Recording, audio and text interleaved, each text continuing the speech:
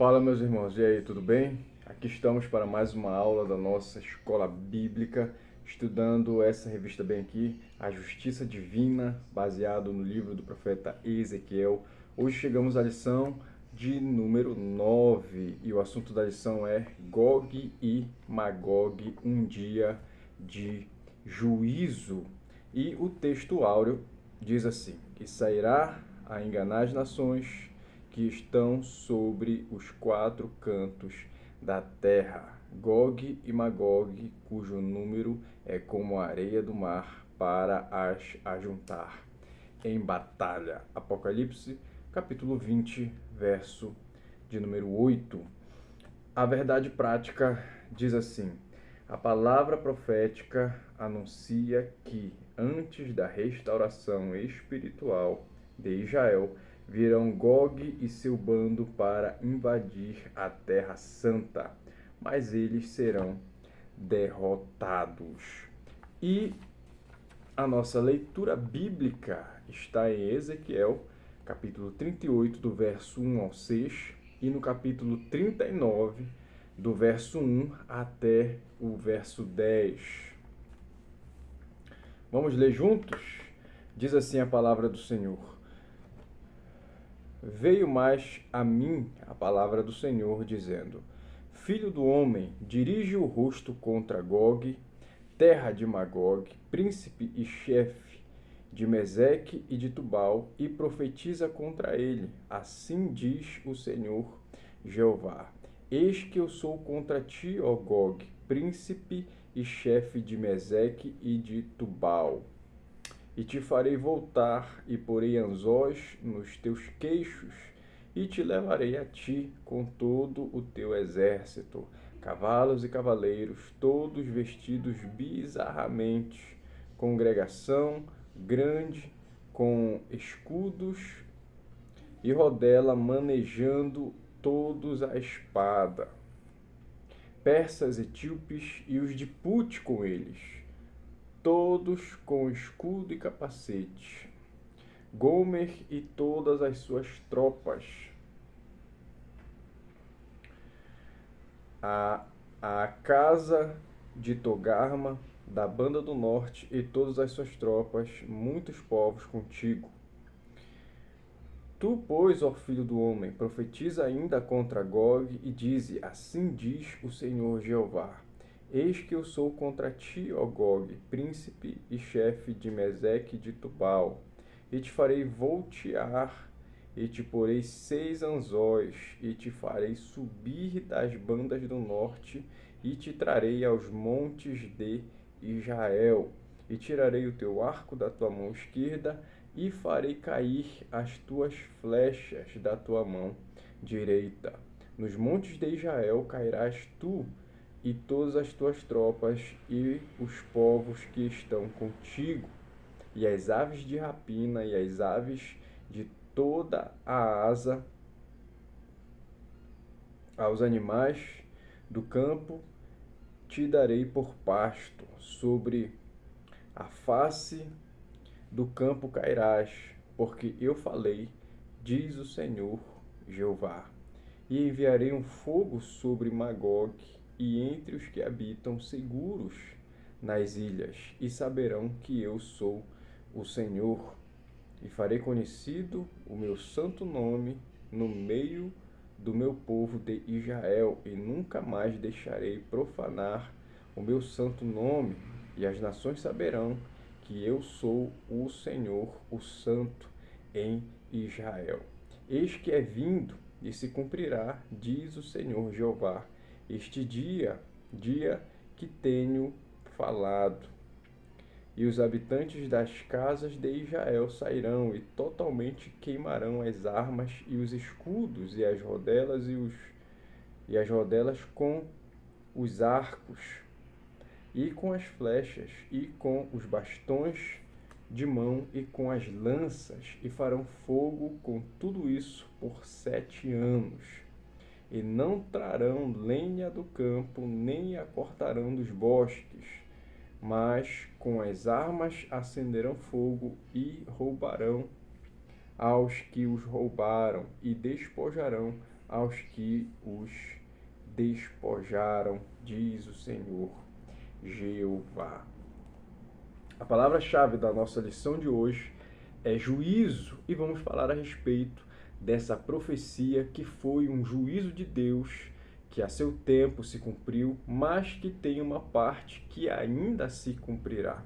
Então, poderíamos dizer que essa profecia, ela foi uma profecia que abrange 2 períodos de tempo. Se você ainda não é inscrito no nosso canal, clique aqui embaixo, se inscreva no nosso canal, ativa também o sino das notificações para você ser avisado toda vez que a gente postar um vídeo novo aqui no nosso canal. Se você é novo por aqui, muito prazer, sou o Denis, você está no meu canal. Semanalmente nós temos vídeo aqui todos os dias durante a semana. De segunda a sexta nós temos o oráculo às 6 da manhã, uma palavra curta para dar um direcionamento, aquele gás no seu dia. E 2 vezes na semana nós temos aqui vídeos com aula da Escola Bíblica. Estamos estudando 2 revistas, uma da PEC, Programa de Educação Cristã Continuada, do campo de Belém, que é essa revista aqui. No momento estamos estudando o Evangelho segundo Marcos, apresentando Jesus como um servo.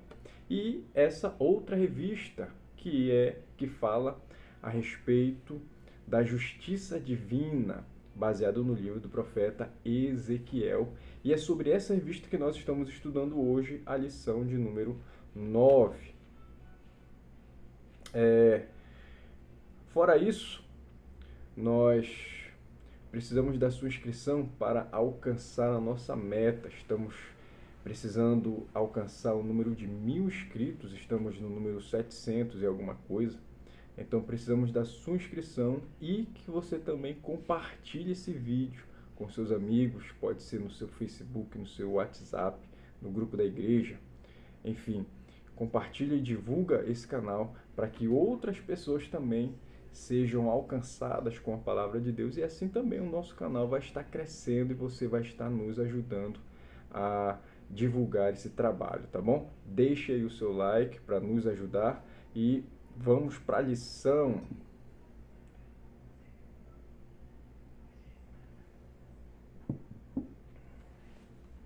A introdução da lição diz assim: a profecia cumprida na Antiguidade Bíblica tem levado a ala cética a argumentar que a profecia foi escrita depois do fato acontecido. Com relação às profecias messiânicas, não há como defender esse pensamento. Nesta lição, veremos as profecias de Ezequiel que tratam de eventos que ainda não ocorreram com Israel. Muito mais agora com Israel no centro do noticiário mundial, eles não podem dizer que o profeta escreveu a profecia depois dos fatos. Então, para deixar claro, existe uma ala cética de estudiosos da palavra de Deus que eles não creem que a Bíblia é a palavra de Deus. Então eles buscam sempre justificativas para dizer que são pensamentos humanos, para dizer que são palavras inventadas por homens, enfim, eles vão usar vários tipos de argumentos, especialmente a respeito dessa profecia. Uma parte acredita, né, assim eles ensinam, que ela foi escrita depois dos acontecimentos. Então, o fato ocorreu, depois escreveram a profecia. Então, não pode ser profecia, porque uma característica da profecia é ser falada antes do evento acontecer. Não é o caso aqui. Cremos que é uma profecia, cremos que foi falado, profetizado antes do evento ocorrer. Porém, existem ainda 2 aspectos dentro dessa profecia que não tem como dizer que foi escrita depois do evento acontecer. O primeiro é a respeito das menções a respeito de Jesus.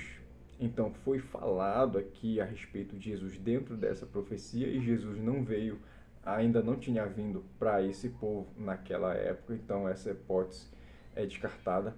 A outra é que as profecias, uma parte da profecia mencionada aqui nesse texto, vão acontecer no Apocalipse depois.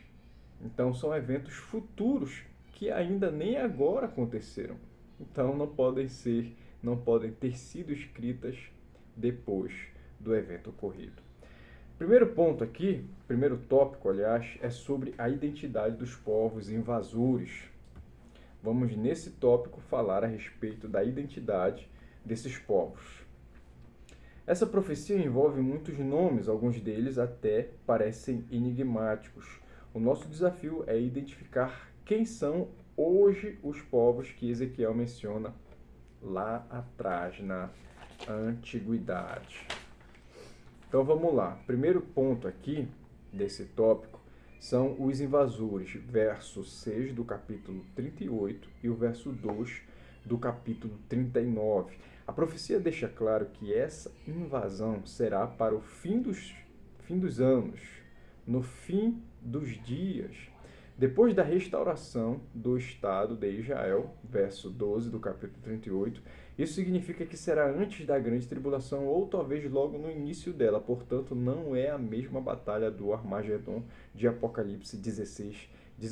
Outra informação importante é que os povos da coalizão do príncipe ou comandante chamado Gog são da banda do norte e outros grupos da África, do norte da África, como os etíopes e os de Put. O capítulo 39 descreve a derrocada de Gog e seus confederados, verso 4, 5 e 6 do capítulo 39. Essa informação geográfica é vaga e muito genérica, considerando a vasta extensão territorial e a multidão dos povos que habitam ali. De fato, naquele ambiente ali, naquela região, habitam muitos povos, mas essa profecia ela menciona alguns deles. Muitos atualmente já não existem, mas considerando que essa profecia é para o fim dos tempos, entendemos que, assim como esse Gog já não existe hoje, nem vai existir no futuro, provavelmente é uma metáfora. Eles estão usando esse nome aqui, mas haverá outra pessoa que aparecerá com o mesmo espírito, podemos dizer assim, com a mesma descrição, com o mesmo perfil de caráter, que vai assumir uma liderança mundial, que vai assumir uma liderança de vários exércitos, de várias nações, para brigar contra o Cristo nesse período aqui. Então, essa parte da profecia ainda não se cumpriu e se remete ao futuro, assim como está escrito aqui no verso 8, para o fim dos dias, para o final dos anos. Então é algo a respeito do futuro. Segundo ponto, compreendendo a profecia. O discurso de Ezequiel deixa claro que a mensagem não é para a sua geração. Aqui a gente já entende que não era para aquele momento. Mas para quando Deus fizer regressar o seu povo da diáspora de todas as nações da terra. Como a profecia é para um tempo ainda distante, esses oráculos divinos foram vazados na linguagem da época do destinatário original. É necessário, pois, identificar esses povos no contexto em que vivia o profeta e procurar identificá-los nos tempos atuais. Quando possível, isso tornará a profecia compreensível e mais vívida em nossos dias. Podemos ou não entender e identificar esses povos agora, visto que haviam outros nomes naquela época e hoje já mudaram ou já não existem, mas uma coisa é certa, no futuro provavelmente serão outras nações que agora nós não conhecemos, entendendo que isso está muito distante. Se estiver próximo, são povos já existentes que irão fazer mais uma vez uma coligação, uma união, todos contra a nação de Israel. Então, primeiro precisa acontecer dois eventos. Os israelitas, o povo de Israel, as pessoas retornam, a nação de Israel, ela é restaurada como uma nação.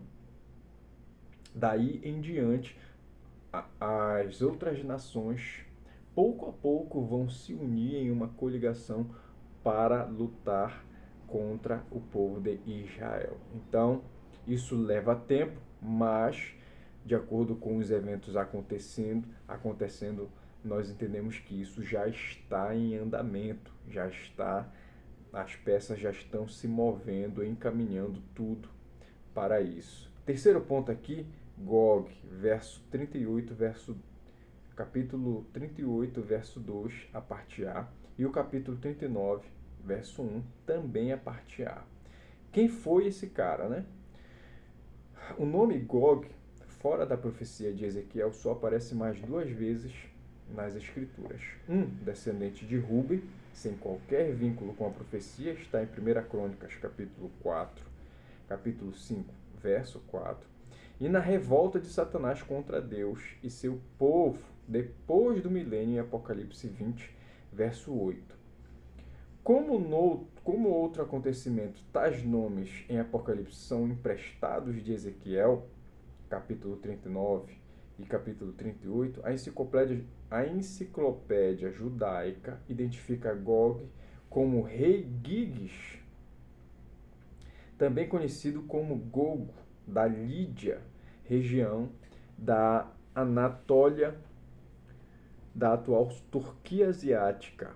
Essa é a interpretação da maioria dos expositores do Antigo Testamento e dos arqueólogos, mas a descrição profética parece indicar um título, como Faraó no Egito, como Shah na antiga Pérsia e como César em Roma, e não um nome pessoal de alguém. É uma interpretação, e eu acredito que seja assim também, um título, não um nome próprio de alguém. Mas o que nós entendemos é que, com relação ao futuro, aqui de Apocalipse capítulo 20, esse será um título que provavelmente este homem assumirá para reunir os povos mais uma vez para uma batalha contra Cristo. Então, já houve isso no passado e irá se repetir lá no futuro, né?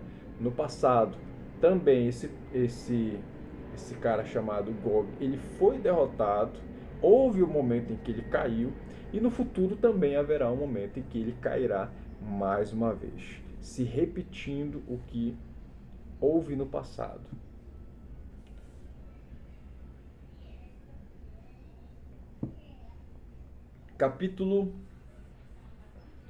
Nós vamos agora para o segundo tópico, que é baseado ainda no capítulo 38 e 39.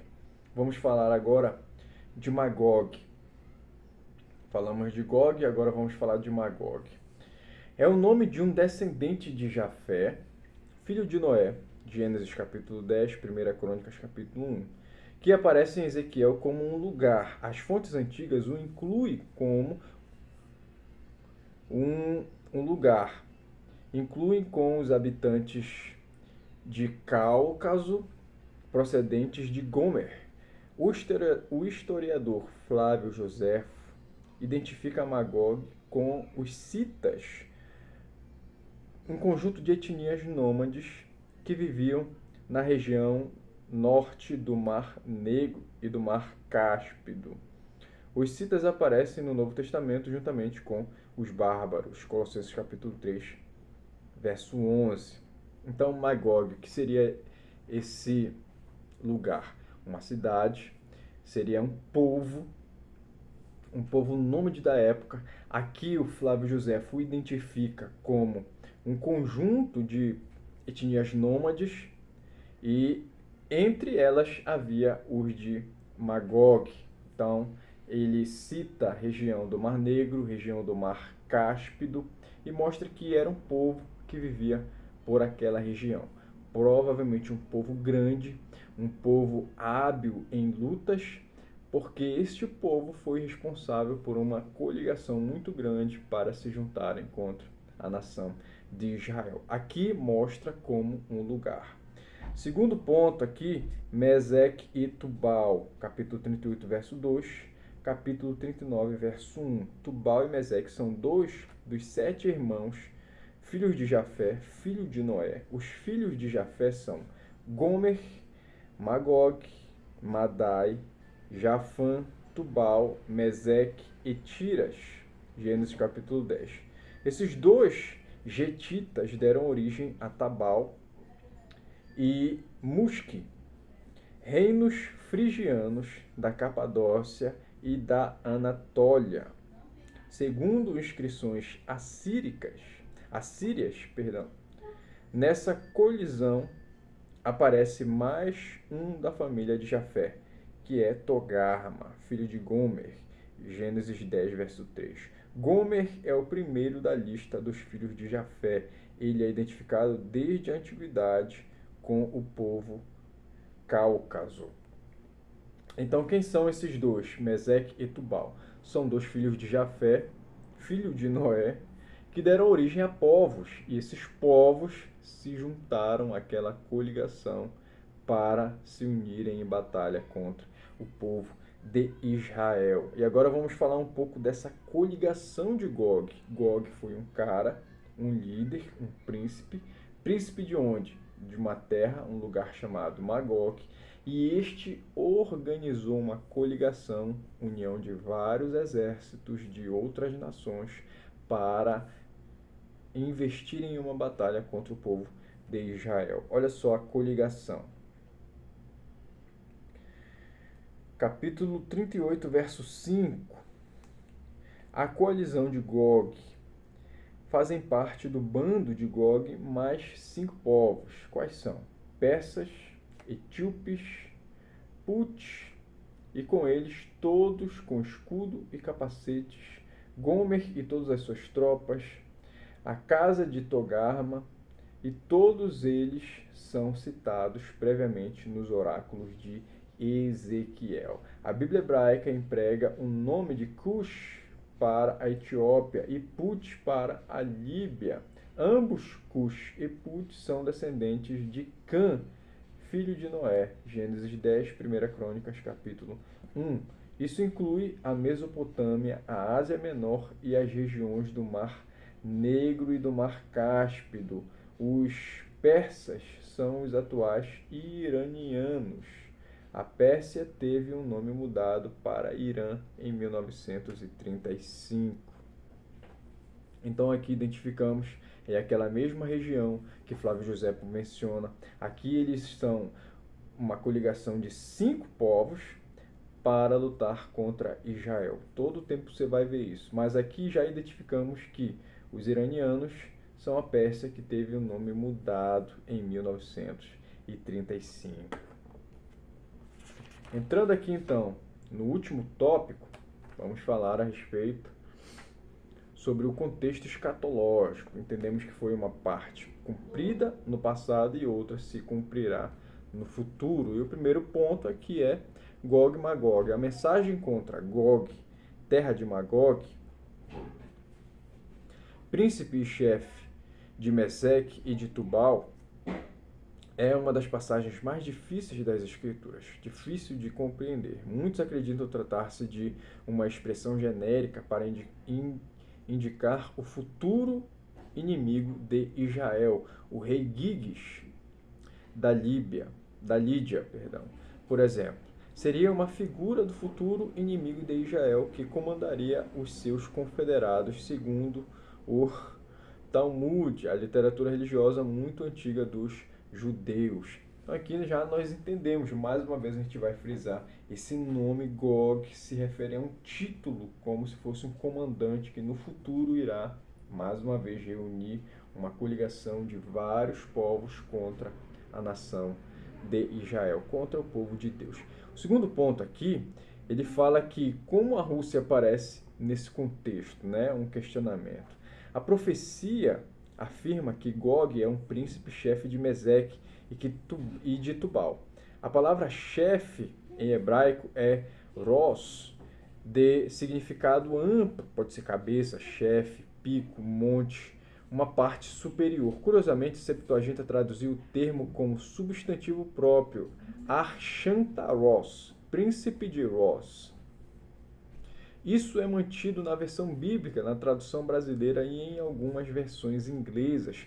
Foi a semelhança de sons, Rosh com Rússia, que levou muitos estudiosos a identificarem Rosh com a Rússia, Meshek em Moscou, a atual capital da Rússia, e Togarma com Tobolsk, uma cidade russa. Então aqui coincidências fizeram com que eles compreendessem que era isso. Se realmente é, ainda não sabemos, não temos essa certeza, mas pela pronúncia eles identificaram como sendo a Rússia e essas cidades da Rússia, Moscou e Tobolsk. Ponto 3 aqui fala a respeito da origem dessa interpretação. Esse pensamento não veio dos pentecostais e nem se trata de uma ideia oriunda dos dispensacionalistas, como equivocadamente dizem os críticos. Essa interpretação vem de longe, desde Gesenius, em 1787 a 1842. O famoso orientalista alemão e seu léxico hebraico, o Rosh de Ezequiel 38, verso 2, são os russos depois da Guerra Fria. O assunto foi ficando no esquecimento, mas com a guerra da Ucrânia em 2022, a relação entre a Rússia e o Ocidente está voltando ao cenário mundial, o que era antes da queda do Muro de Berlim em 1989. Então, há essa dúvida, não podemos bater o martelo e dizer que é, mas fica aí aquela dúvida, esse questionamento, se é ou não. Isso vamos saber com o passar do tempo, conforme o desdobramento de todas essas profecias e dos acontecimentos escatológicos, e então aí vamos ter uma compreensão correta a respeito de tudo isso que está acontecendo. Até então, não temos a certeza, mas é especulado isso. Conclusão diz assim: é importante saber que a invasão de Gog e o seu bando à terra de Israel é distinta da batalha do Armagedon, pois o ataque de Gog será após a restauração de Israel, antes ou logo depois de começar a grande tribulação, ao passo que o Armagedon se dará no final desse período. Cabe também ressaltar que essa invasão não é a mesma rebelião de Gog e Magog de Apocalipse capítulo 20, pois a profecia empresta de Israel esses nomes. Como a gente falou, é uma metáfora, eles vão usar esses nomes de uma maneira metafórica para comparar. A finalidade é apenas comparar as coisas que aconteceram no passado e podem acontecer no presente. Então a gente encerra por aqui a nossa aula de hoje. Temos aqui 5 perguntas do nosso questionário e eu peço que você deixe aqui nos comentários abaixo a resposta. Primeira pergunta: pela descrição profética, o que o nome Gog parece indicar? Segunda pergunta: quem são os persas hoje? Terceira pergunta: qual o significado da palavra hebraica Rosh? Quarta pergunta: o que levou muitos estudiosos a identificar a Rússia com Gog? E a quinta e última pergunta: de onde veio a interpretação de que Gog é a Rússia? Deixe sua resposta aqui. Muito obrigado por nos acompanhar e se inscreve no nosso canal, deixe seu like e compartilha também esse vídeo com os seus amigos. Muito obrigado pela sua companhia e até a próxima. Fica na paz.